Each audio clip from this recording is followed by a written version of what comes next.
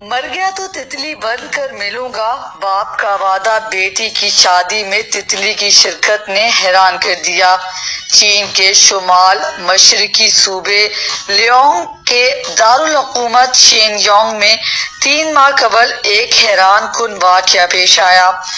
یہ خبر ایک چینی لڑکی کی ہے جس نے اپنی زندگی کے ایک اہم لمحے کا مشاہدہ کیا ہے۔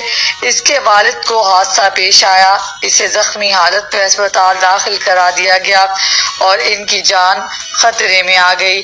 بیٹی نے اسپتال میں اپنے والد کی عیادت کی تو اس وقت والد نے کہا کہ اگر وہ مر گیا تو اس کی شادی میں ایک دن ایک تتلی کے روپ میں اس سے ملنے آئے گا۔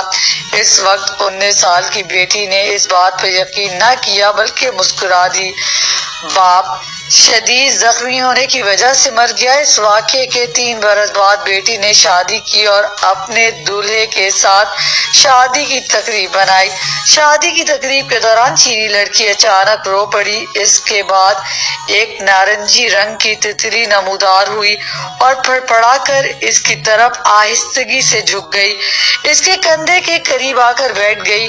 چینی خاتون کی آنکھوں نے یہ منظر دیکھا تو وہ حیران رہ گئی اور اسے 3 سال قبل کے اپنے والد کا الفاظ یاد آ گئے۔